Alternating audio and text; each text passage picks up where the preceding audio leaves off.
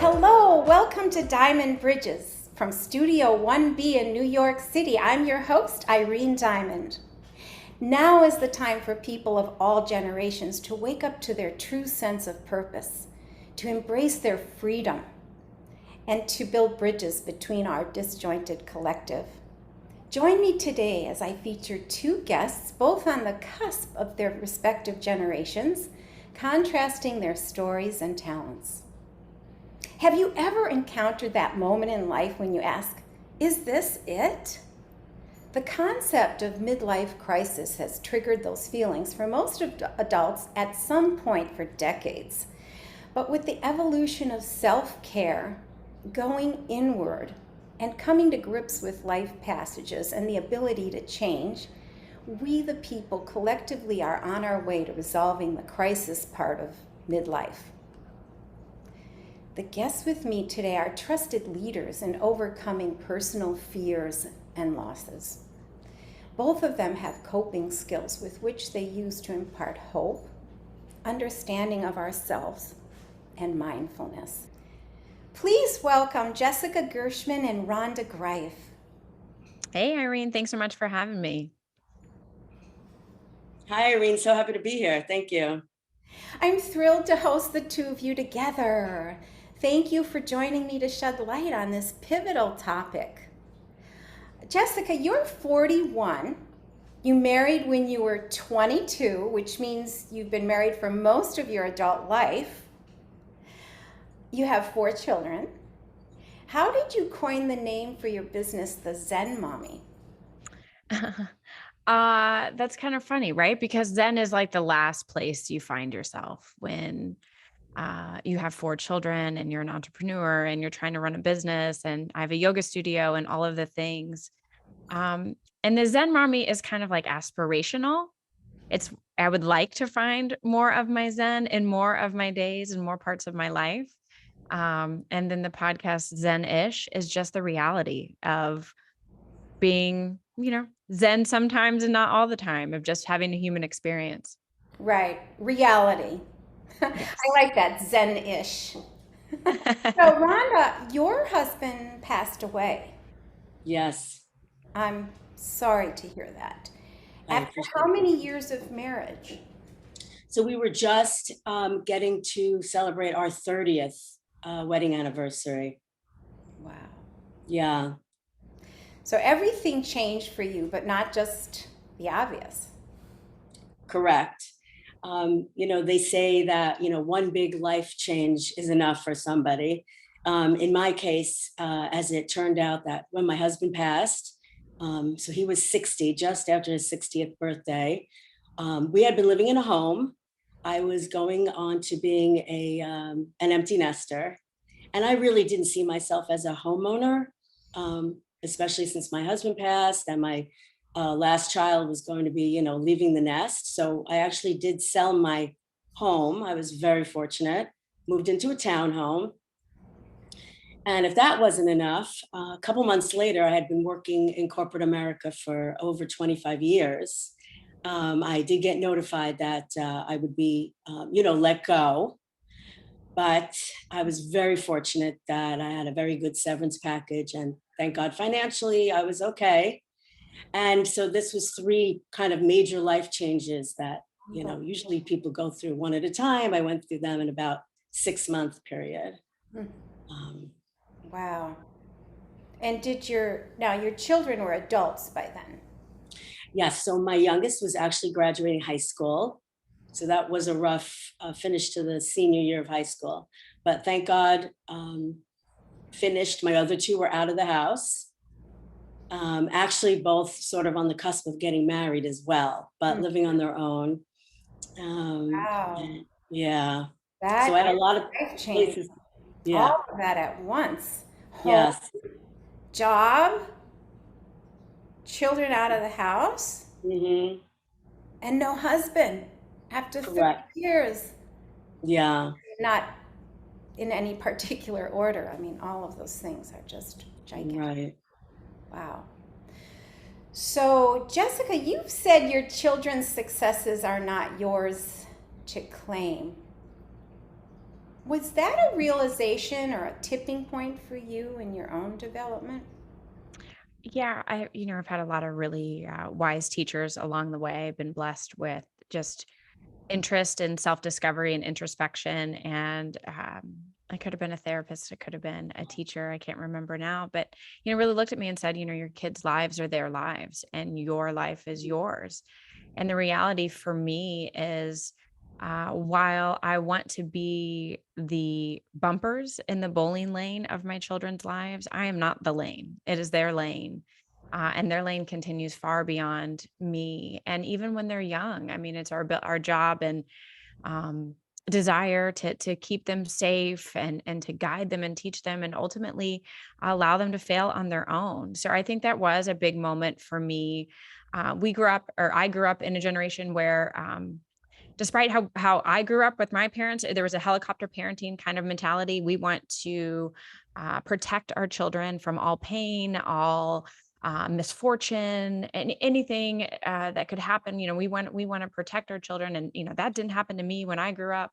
And really, the reality is, growth happens in the pain and in the struggle. And if our children never experience misfortune or hardships or have to really be pushed or think outside the box or be resilient and recover from anything, then they're not going to be really equipped for the real world. And so the realization that, it's their life is also very freeing. It's not my responsibility. My responsibility is to keep them safe, to guide them as best I can, to model self-love and values and morals that, I find important.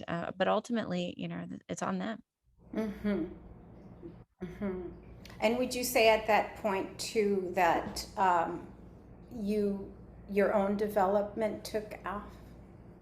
What I think it frees up emotionally, mentally is what we do is, focus on our children. And so it frees up this opportunity that really I'm going to focus on me. I'm the only person that can make myself happy, to fulfill myself in any way, to grow and learn. I mean, that's for me. And, whether it's prioritizing my relationship with my husband or my relationship with myself or my studies or my career, that there was a shift in priorities and realizing I don't have to be and do everything for my children. I don't have to be the end all.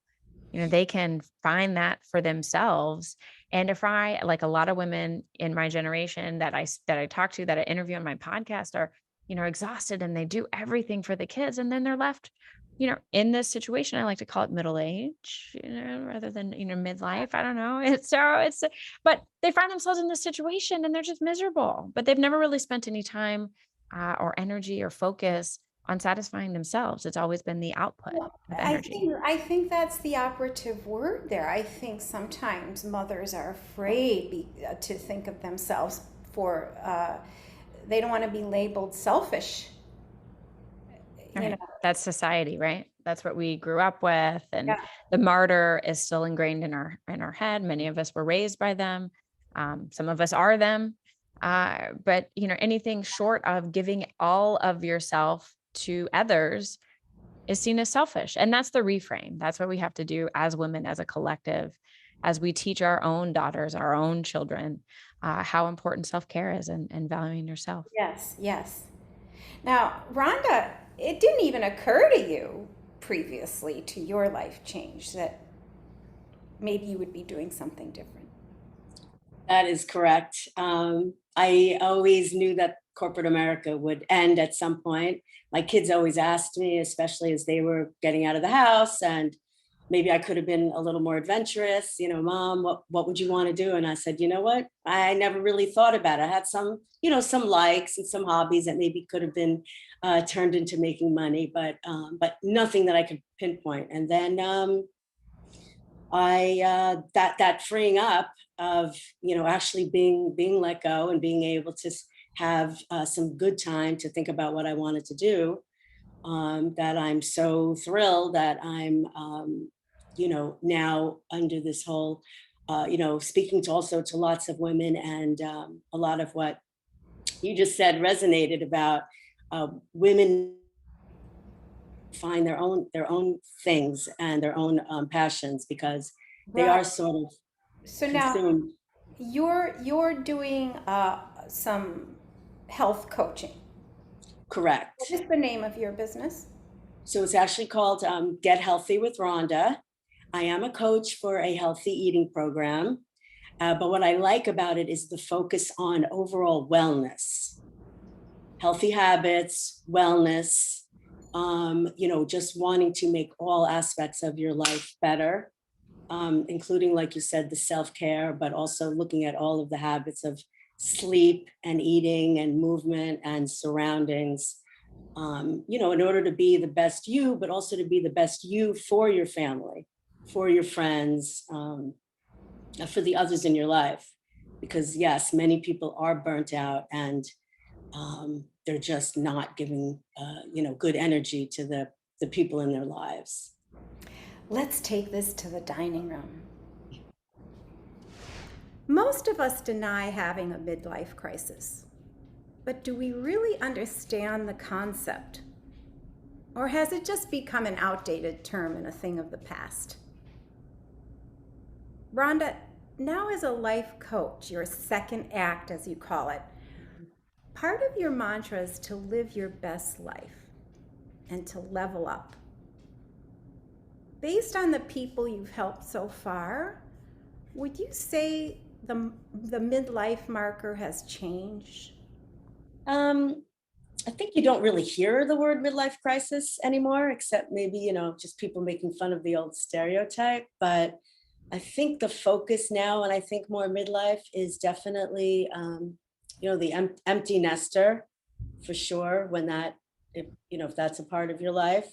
And then a lot about, health. So even if it's some number that people say, it's all downhill after 50 or 60 or 70, I feel like this health has now become the marker. And sadly, I speak to a lot of people whose health is really problematic. And so I think the focus is on, there is still a focus on the number, but trying to feel as good as you can at each, at each milestone age. But more sort of targeted with these big things like empty nest, health, and then wanting to, as you said, the leveling up, which is really where I'm putting a lot of focus now. And first getting yourself healthy, and then continuing to grow, because at every age it can be a scary number, but I would really like to think that we can have like really healthy, fulfilling lives, at big numbers that we never thought possible. Okay, so I guess that would be, it's fair to say that that would be your conclusion around the health market, the market for wellness and health. It Uh, seems to be, yeah. yeah, so I'm just wondering if 40 is the new 50 or vice versa. I like to say, yeah, 60 is the new 30 or 40. Jessica, are people experiencing these epiphanies earlier in life and reconciling the changes? Yeah, I think it's so interesting that Rhonda's kind of perspective is on health and like where your health is as a defining marker and kind of taking you into the next phase in life. And what I've experienced with the women that I've interviewed and I see in my studio is that for a lot of us, it's a marker of we got the things, we got the job, we got the kids, we got the husband, we got the house that we were told. And then we sit around and look and be like, yeah, still not happy. I did everything society told me to do. I did everything I was, raised to do. I got all of the things. I got all this external, uh, quote unquote happiness. And I looking around and being like, is this all that there is? So whether that happens as early as in, your 30s, or you find yourself in your 40s when, you get out of the thick of raising really small children that demand so much of your physical time, and you start kind of having more of that space to really reflect and be like, wow, I have all of these wonderful things and I'm checking all of the boxes. And on the outside, it looks really good. Right. Why do I still feel empty? What's wrong with I'm me? Which is supposed generally where we go. Right? So when is it too late? To evaluate your life? Never. I mean, that's what I've learned in yoga and meditation is the breath is new in each moment. Every breath is an opportunity to begin again, is something we say in yoga all the time. And it is that reminder for me as recovering from an eating disorder back in my early 20s, you would go through a cycle and it was just like, fine, the whole day, the whole week, everything, I've gotten off track. Or if you think of an addict, that has a relapse. But when we look at every opportunity, every breath is a moment to start over and begin again. There's really never a time that it's ever too late. I mean, my husband kind of really started looking at his life at 50. I was like, yeah, but you did it at 50. Great. Okay. It could have been 25 or 35 or 55 or 60. Whenever you do it and you start to make yourself a priority, I don't think there's ever a time that it's too late. You could be, on your last dying breath, at the last moment you have before you leave this earth is happiness and peace, and you decide to, that's good enough, there's never too late in my opinion. So you've observed a thread of collective suffering. What do you mean by that? I feel that the pressures put on by society that we put on as women, as mothers, if we use that as a collective, puts a lot of pressure with not a lot of give back. We're asked to give so much of ourselves. And when you go through as mothers, what I call collective suffering, we've all been in it. So there's a common thread that unites us, like whether you have little children or your children, like you, Rhonda, have left the house, we have this universal experience. Why individually we might have had different, but we've raised children, we've gone through, we remember, we can have compassion and empathy because at some point I'll be where you are, you've been where I am, I've got 2 in college and 2 at home, and and where your children are, Irene, and so there is this collective thread that we can unite one another in compassion and shared experience and collective suffering. I mean, if we look at the pandemic, we had a lot of collective suffering, and we can come out stronger with that. Yes. Rhonda, have you noticed a difference between men and women, male and female? Yes. I mean, a lot of things that Jessica's saying is totally resonating. There does seem to be a thread, running through talking to different clients, that everyone, especially after the pandemic, I'm sure it was there before, but the pandemic brought out either very positives for people who were sort of on a positive track before, or very negatives if people were on a negative track before. Or their inclination became more exaggerated, is what you're Exactly. Exactly. And now I find that most, for both men and women, but women, are actually pleased to say women are opening up about, where they feel they need to, get help and feel better. But there's just a lot of, I feel like a lot of sadness and a lot of people stressed and a lot of people just overall unhappiness. And that's what makes me sad. And that's why So they I, get into that with you, in the correct. health realm.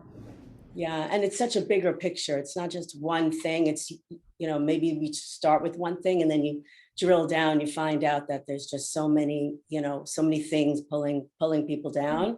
Right. Um, I Well, think too, what you said real quick is, this thread of asking for help, right? I think that's universal, regardless of the experience, whether you're a mom with young kids and you don't know how to ask for help for childcare because you're expected to do it all on your own, or you're suffering with depression, anxiety, mental illness, loneliness, sadness, health issues, not knowing where to turn to feel better in your body. I think that universal idea of asking for help goes across all culture, ages, generations. That is what we need to do to start to take better care of ourselves, is not being afraid to ask for help. Well, I'm wondering if the gender is one of the thresholds that we still have to encounter.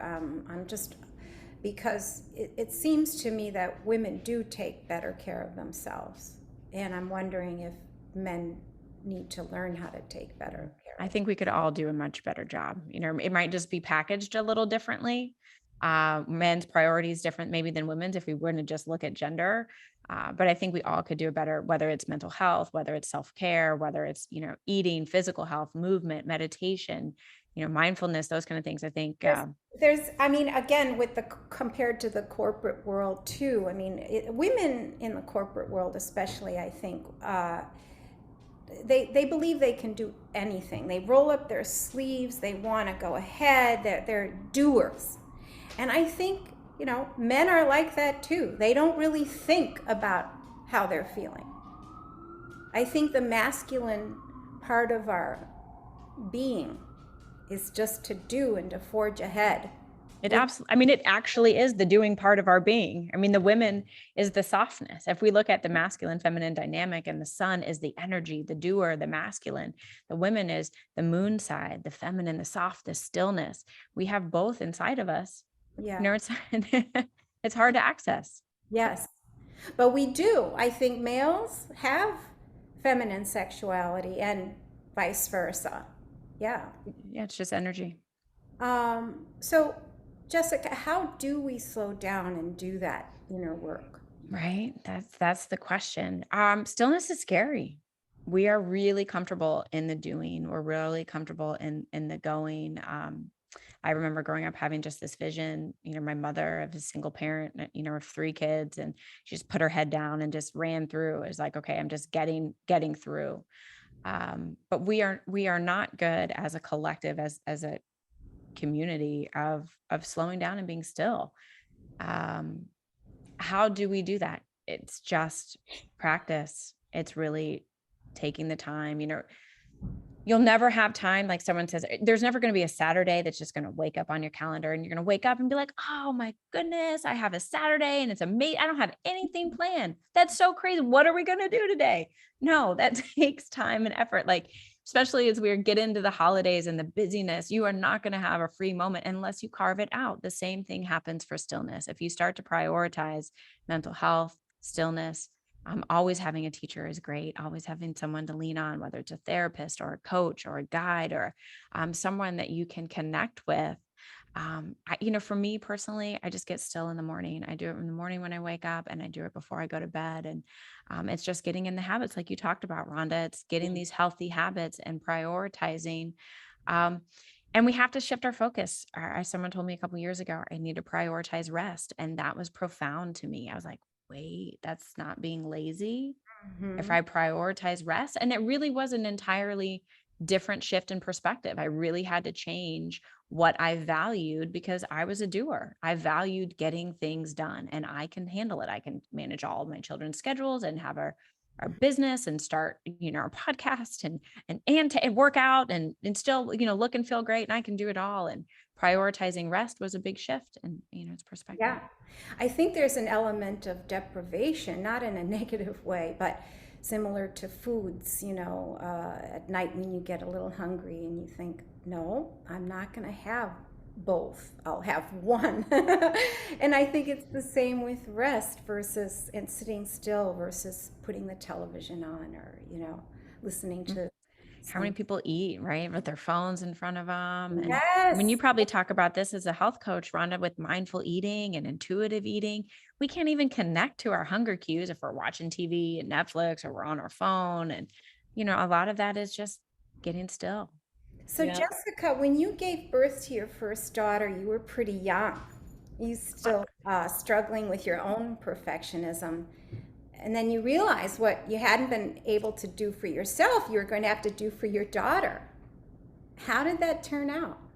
Yeah, that was like someone really just turned the game like light on. It was like go time. And so, I mean, I think as mothers, we could all agree what we don't have necessarily strength to do for ourselves, we would do for our children. Oh, totally.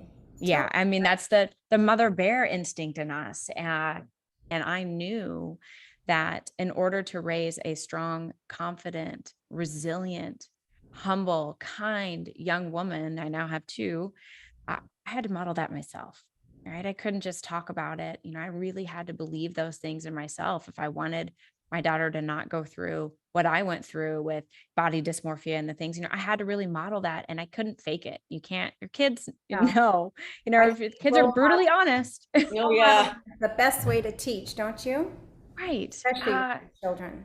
And so self-transformation, I was lucky to get into yoga, and what hadn't really stuck with me in therapy or religion up until that point, yoga was a language of love. It allowed me to connect to something greater than myself and to feel good in my skin for the first time in my life as an adult woman at 28 years old. Was the first time I actually could say, okay, I'm all right. I'm good enough in this moment. And that spawned my next 13-year love affair of yoga and studies and being a student and growth and making mistakes, right? That That's a feeling lot of of it. being enough. Yeah. It was beautiful. I wanted to just go back to the mindfulness, and that's just every aspect of our lives. If we kind of keep that in mind about the mindfulness. Also, Jessica used the word resilient. And I think that of all of the words out there, that I just love what resiliency means. So, Rhonda, relationships are challenging.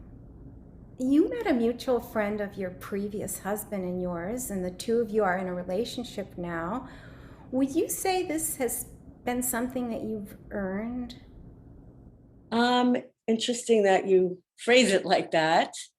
I feel that, first of all, I feel very proud and very happy with my new relationship. I feel like I was that my husband and I did have a good marriage. Um, we had bumps in the road certainly towards the end of his life. But you say earned. That's an interesting way to phrase it. I feel like I do feel like I earned it. That I uh, raised my sons as best as I feel like I could, and I'm proud to say that I like them as adults. And that my husband and I did build a nice life together. And I feel like that I had so much more living to do. I mean, I was a young widow, and I feel like that we connected for a reason, and that it really was meant to be. So Yeah. Jessica, how can we affect change in our married relationships? Oh, it's so funny. This is something I'm currently working on. Just in a relationships are hard with our friends, with our kids, with our spouses, with our significant others, uh, because there are expectations on either side, right? I just had this kind of letting go moment in meditation. It came to me. I was struggling with a friendship, and I wanted something out of the relationship that she wasn't able to give. This happens in my marriage as well. I want my husband to show up in a way, to fill me up, to get my needs met, and it's as we are little egos, it is about us. And I had this realization that it was my own suffering, giving these expectations on another person, whether they need to give me something in the relationship or give or take, and really just allowing someone to be as they are and really see them for who they are. I happen to, as the universe works, come across a quote, and it really was from a yogi, and it was something along the lines of, and it's not going to be perfect, but if you stop looking at people's behavior toward you as a reflection of you as a person and more of a reflection of their inner workings and how that they relate to themselves, you really cease to get upset. Like it really doesn't bother you. If you start really looking at people's behavior toward you as a reflection of how they're dealing with their own mental chatter and their own inner critic and their own inner ego, um, then you really could just surrender to the experience. From that, you get to decide how much energy you plug into these relationships and what you want to give out. Um, and so I think letting go of expectations, allowing people to grow on their own path and continue to go. For me personally, the answer is always go inside, do the inner work, figure out what I'm lacking in myself. What is it that I'm externalizing? What do I need to try to get from someone else that I need to really fill up myself? Because ultimately it's an inside job always. So if it is something, maybe let's just say something very simple like, gee, I wish they would just ask me how I'm feeling today. How are you? How I'm, yeah. Relationships, right? Right. Yeah. In our job, or yeah, we have a good life. Thank God. Um, I just wish he would ask me how am I feeling today? How would you approach that?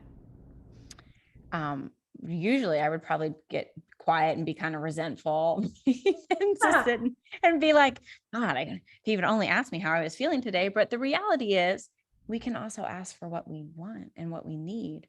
So to go to our partner, our friend, or our husband or significant other and say, hey, it'd be really nice if you asked me how I was doing today. I'm really having a rough day, or I had some really great news.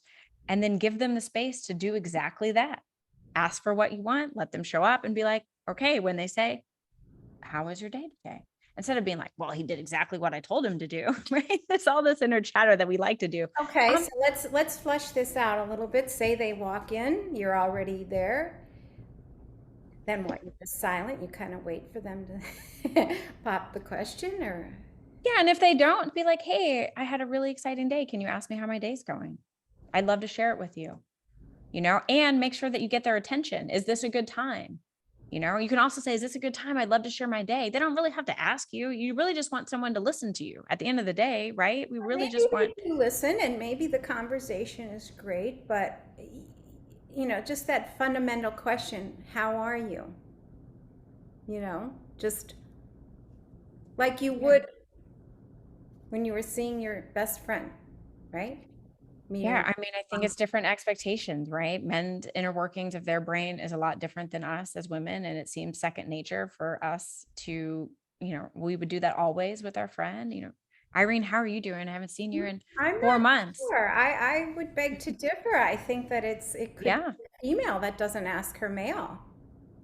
Yeah. I mean, sure. I mean, anything's possible. Yeah. So you've been married 16 years. Have you ever questioned your relationship with your husband? Yeah. I think a lot all the time, as we continue to grow and, um, I really just questioned my relationship with myself, to be honest. Like as I'm learning myself, and I've been with my husband since I was 22, and it's more just checking in with how I'm doing, and it's not so much like questioning the relationship so much as like he's a good man and I love him with all my heart, and we have this beautiful life. But it's constantly for me checking in and being like, where am I?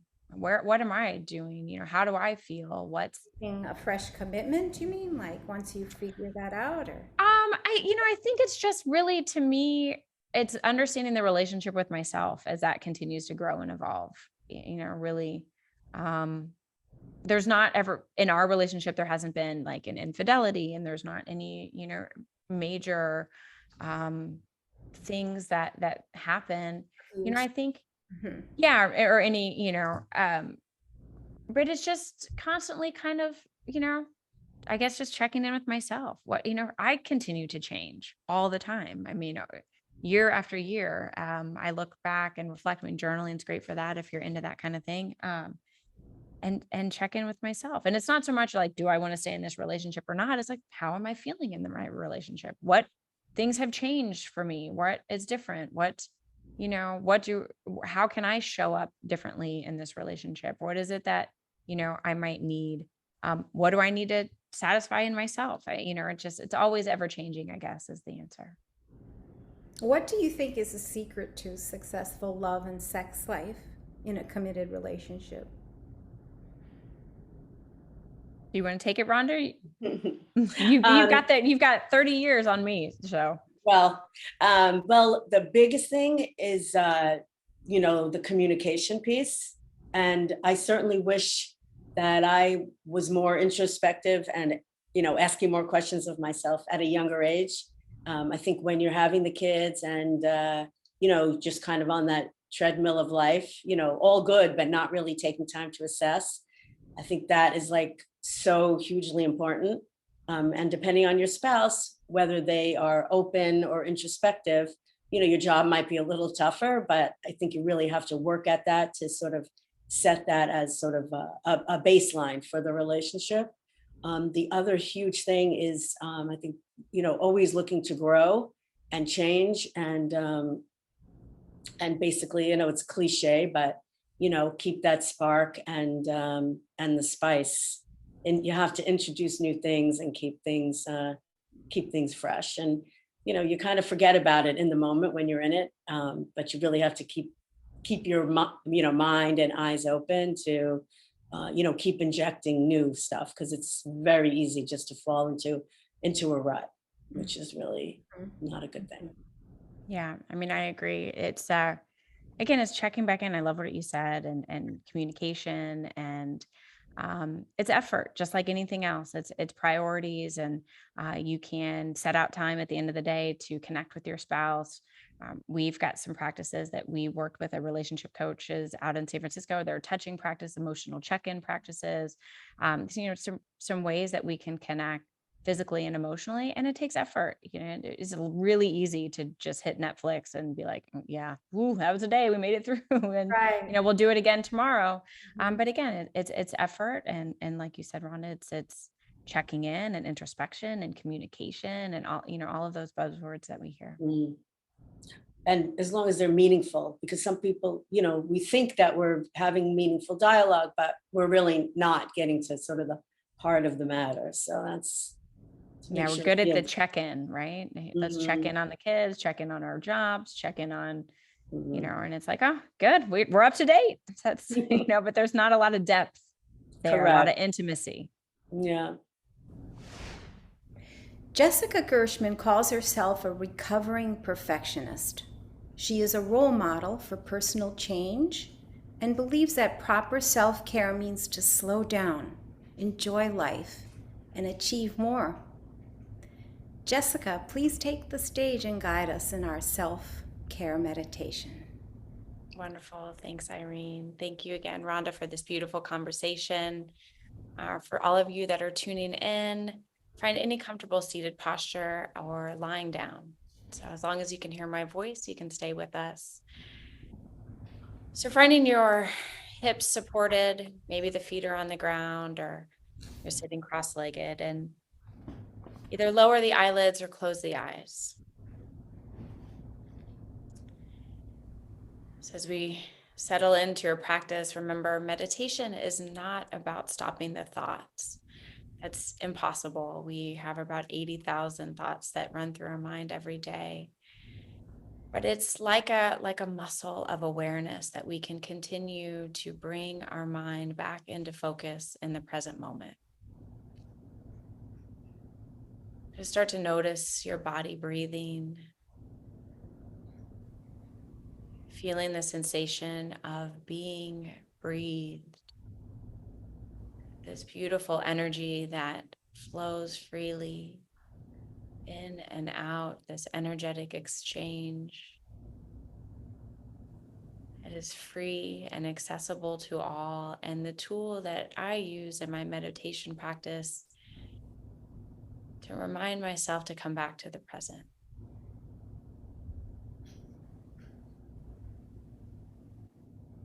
You may have noticed that even just by bringing your attention to the breath, that the breath got a little longer or may have smoothed out, or even the exhales lengthened just a tiny bit more.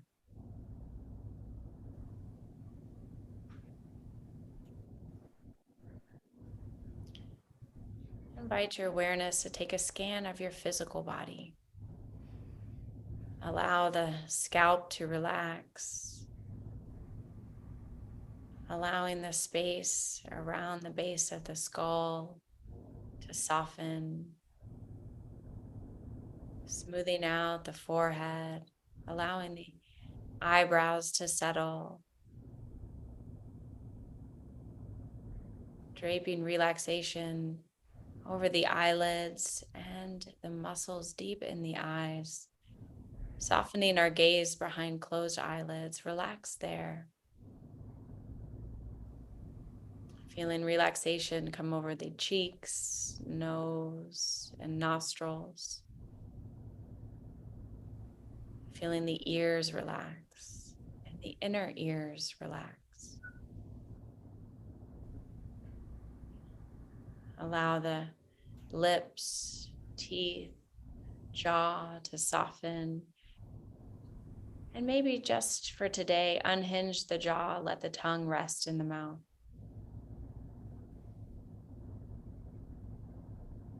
Softening the throat and the pit of the throat. Feeling the space in the center of your chest. And our rib cage is meant to house and protect all of these vital organs, softening there. Feeling the sense of relaxation drape over the shoulder blades and shoulders, down the arms, the elbows, wrists, down to the fingertips.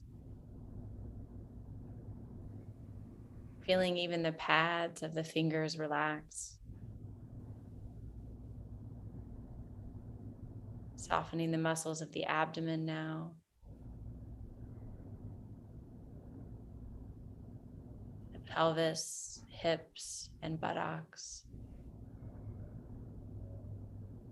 Relaxing through the thighs, the knees, the pits of the knees, down to the calves and ankles. Relax through the feet, the soles of the feet, and each one of the 10 toes individually. Feel that the feet can be both soft, relaxed, and grounded. Feel some heaviness through the feet and hips if you're seated.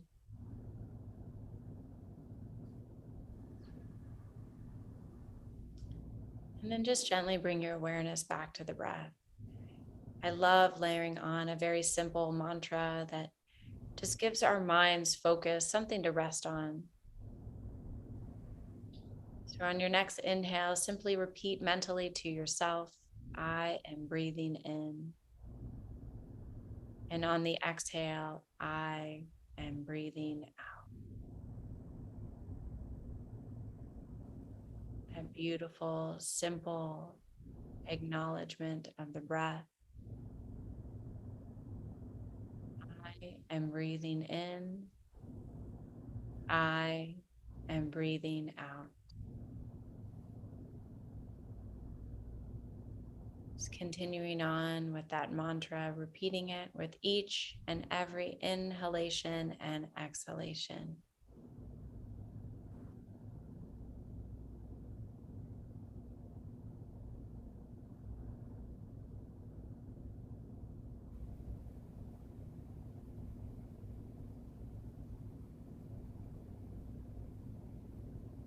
And notice if the mind has wandered, just come back to the breath.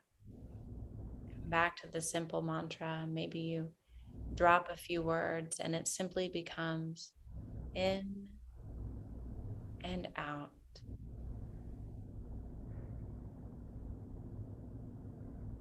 Notice the subtle sensations of the breath as it enters the body, the temperature.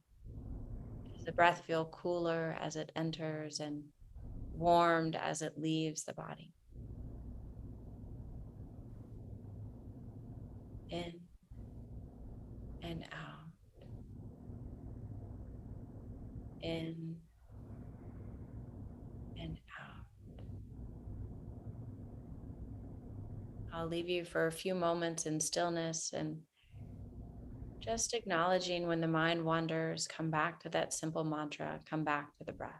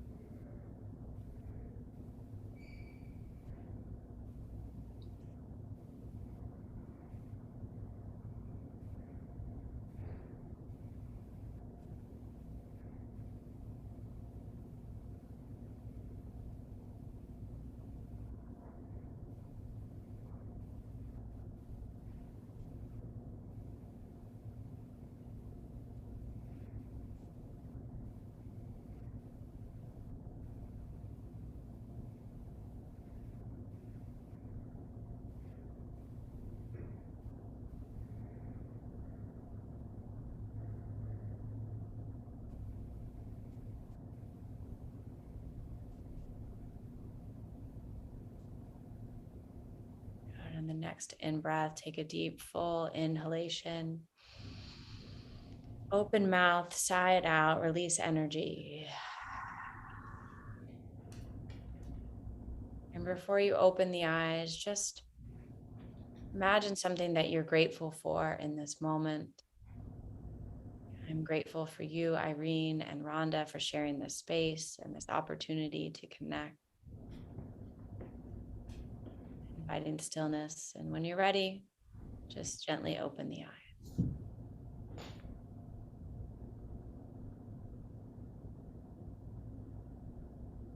Thank you. So nice. Very nice, very comfortable. So, is this something you would do maybe in the middle of the day, like at your desk, or? Yeah, the breath is such a cool thing because it's free and accessible to all. It's always with you. That simple mantra is the way I begin my meditation, just to kind of center my mind. But yeah, I mean, it can be done with eyes open, just connecting with the breath. Yogis say, the breath is something that we can't do in the past. We can't breathe for ourselves in the past, and we can't breathe for ourselves in the future. And so it really is this tool, this anchor that keeps us right here in the present moment. And the present is where the joy is. Very much so. And now, with the thoughts that come to mind in that moment of silence, and then you go back to your breath, is that something that you would maybe develop or expand on? Yeah, I mean, the thoughts are going to come, right? That's our brain's job, is to think 24 hours a day, 7 days a week. And it's really not about stopping the thoughts, because the more you try to stop the thoughts, the more weight that they have to come back in. It's really just acknowledging, coming back to the breath. You can feel sensations, feel what your skin or the clothes feel like against your skin. I'm just coming back. And again, time and time again, we just come back to the present. And you'll find that the space gets a little longer between thoughts, but we can't stop thinking, right? That's impossible. Right, right. But just that comfort of knowing that I am, and I'm loved, and I can be whole. Yeah. The meditation, even for a few minutes, it's just amazing how you can really get into it and get into the zone. And I like what you said about the thoughts not leaving, but being spaced out. So, for a little bit of time there, it's like, thinking, and then you realize that you're not. And then the next thought comes, you're like, oh, wow, I really went for a period of time there where I really was just relaxed and into the breathing, and listening to you, Jessica, of course, but, and going through each part of the body is so powerful. I really like that. Well, I want to thank my viewing audience for joining me today. Rhonda, thank you for being my guest and sharing your story on Diamond Bridges. Where can people find you? So I am on Instagram as Get Healthy with Rhonda B. And then I have a pretty robust Facebook profile where I'm always posting about wellness and just all things wellness. So Rhonda Zelkind Greif. And I look forward to Great. And meeting the Jessica, people. where can we find you? Sure. Thank you Yeah. for sharing your teaching methods with us and for Absolutely. self-care. Thanks. It was so nice to be here. Yeah, I'm on Instagram at @the_Zen_mommy. The podcast is called Zen-ish. I set out one-on-one conversations every week and a mindfulness tip every Thursday. So check it out, or you can get me at thezenmommy.com.